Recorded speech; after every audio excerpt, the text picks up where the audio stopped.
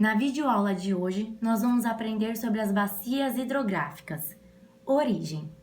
Os aquíferos são formações geológicas que podem armazenar água subterrânea e, com a sua floração, podem dar origem às nascentes, que são os locais da superfície onde a água emerge, dando origem a um rio que, quando direcionado com outros cursos d'água vindo de regiões diferentes, dará origem a uma bacia hidrográfica. Então, de acordo com a Agência Nacional das Águas, ANA 2010, bacia hidrográfica é uma região geográfica limitada por um divisor de águas, terreno mais elevado, que direciona as águas da chuva, precipitação, de uma área mais alta para uma mais baixa, formando a partir de vários afluentes um curso de água principal. As bacias podem ser bacias naturais, que estão em condições naturais, variando com a latitude, clima e bioma. Grande parte do volume de chuva que entra em uma bacia é retido por processos de interceptação, infiltração e evaporação. Bacias em áreas rurais. São bacias que apresentam extensas áreas de cultivo ou pastagens, podendo mostrar alterações na qualidade das águas e nos regimes hidrológicos em função da alteração da cobertura vegetal. Bacias hidrográficas urbanas. Os impactos do desenvolvimento urbano sobre os recursos hídricos ocorrem tanto no espaço qualitativo, pela alteração da qualidade da água, quanto no quantitativo, com mudanças nos padrões de fluxo e quantidade da água. Características das bacias. Tipos de bacias. As bacias hidrográficas podem realizar caminhos distintos. Existem aquelas que fazem com que os rios desaguem no oceano, ou seja, corram para fora do território do país, que são chamadas de bacias exorreicas. As que direcionam o curso para o interior do país são as bacias endorreicas. E as arreicas, as que evaporam antes de seguirem os caminhos, como nas áreas desérticas. Ainda temos as bacias criptorreicas, que são quando os cursos são subterrâneos. Erosão, transporte e deposição. O transporte de sedimento pelo canal é o produto final da atuação de uma série de processos que interagem com variáveis como cobertura vegetal, tipo de solo e seu uso. A erosão do solo, composto por areia, necessita de menos força de escoamento, por possuir menos coesão entre as partículas. O contrário é composto pelo argila e silt. O transporte de sedimentos é observado a partir da relação de capacidade de carregamento do escoamento e a força necessária para deslocar as partículas sólidas em seu curso. As partículas mais finas e leves, como argilas e siltes, precisam de menos energia e velocidade da corrente para serem transportados, uma vez que já foram erodidas. Isso se dá por meio de carreamento, diferente das partículas de areia e cascalho, pois são maiores, podendo ser transportadas por saltação e rolamento. O escoamento muito veloz e turbulento desloca sedimentos finos e grossos, sendo assim, os processos de erosão, transporte e deposição de sedimentos são dependentes da granulometria do material particulado presente na bacia. Tipos de vazão. Vazões mínimas.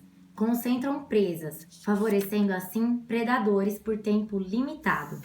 São baixas para reduzir ou eliminar espécies invasoras, suficientes para manter a qualidade da água, temperatura e oxigênio dissolvido, e suficientes para a manutenção do lençol freático. Vazões altas.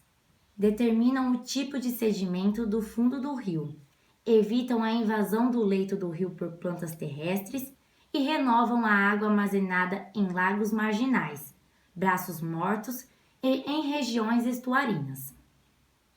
Vazões cheias. Modificam o leito, com curvas, bancos de areia e ilhas.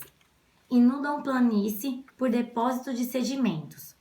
Podem criar lagoas marginais, indicam períodos de migração e reprodução para algumas espécies, eliminam ou reduzem espécies invasoras exóticas, controlam as plantas da margem e planície e espalham sementes. Caracterização de trechos. Superior. São rios de primeira a terceira ordem. Em sua maioria, são áreas mais inclinadas, com maior poder erosivo e de transporte. Possuem descarga baixa. O substrato é constituído por rochas, troncos, matéria orgânica particulada grossa e a temperatura da água é fria, sem muita oscilação se permanecer na sombra. Médio. São rios de quarta a sexta ordem, com descarga média, sem muita força, depositando material erudito acima. Seu substrato é intermediário, possuindo grande quantidade de matéria orgânica particulada fina, que pode ser depositada em suas margens em época de cheia.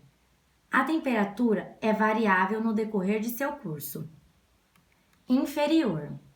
Acima da sétima ordem, próxima à foz, com inclinação quase nula, praticamente sem erosão e deposição.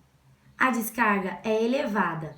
O substrato é composto principalmente de areia, silt e argila, e matéria orgânica particulada ultrafina. A temperatura é moderada, relativamente constante. A quantidade de oxigênio influencia na decomposição. Bacia de drenagem. É controlada pelo clima, sazonalidade de chuvas, eventos extremos e evaporação. Pela formação geológica, bacias com rochas sedimentares ou solos profundos têm comportamento mais regular de vazão. Pelo relevo e pelo tamanho da bacia, que vai determinar a área de drenagem. Quanto ao padrão de drenagem, temos dendrítico, são as terras altas, retangular, cursos que seguem linhas de falha, e treliça, de planície costeira. No decorrer dessa bacia, encontramos diversos organismos que são adaptadas às características próprias de cada trecho desse rio. Então, as principais características que influenciam essa biota são: velocidade da corrente. A velocidade da corrente afeta a deposição de partículas, o transporte de alimento e o deslocamento de organismos. Por isso, ocorrem adaptações morfológicas na fauna e na flora dos rios. O regime da corrente pode ser extremamente variável, sendo laminar, turbulento ou de transição. Escoamento laminar é definido como aquele no qual o fluido se move em camadas ou lâminas. Qualquer instabilidade ou turbulência é amortecida. O escoamento turbulento é aquele no qual as partículas apresentam um movimento caótico macroscópico. O escoamento laminar turbulenta é o processo de transição do fluxo laminar para tornar-se turbulento.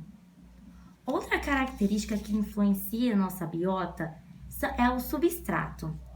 O tipo e qualidade do substrato que constitui a bacia, podendo ser areia, argila, pedra, sedimento rochoso e substratos orgânicos, como troncos e folhas.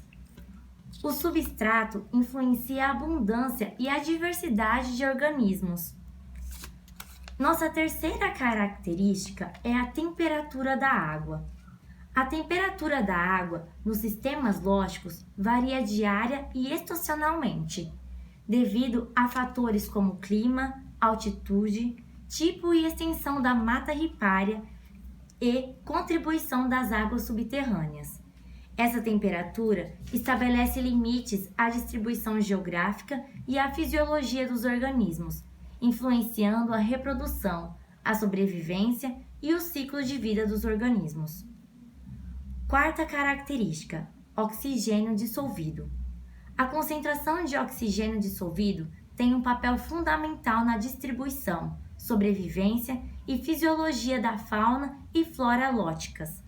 A decomposição de massas de vegetação ou a descarga de matéria orgânica residual, como esgoto, por exemplo, alteram substancialmente a diversidade e a biomassa do mesmo modo que a fauna localizada após grandes quedas de água são adaptadas à sobrevivência a concentrações mais elevadas de oxigênio dissolvido na mesma. Essas são as nossas referências utilizadas. Obrigada pela atenção. Até a próxima!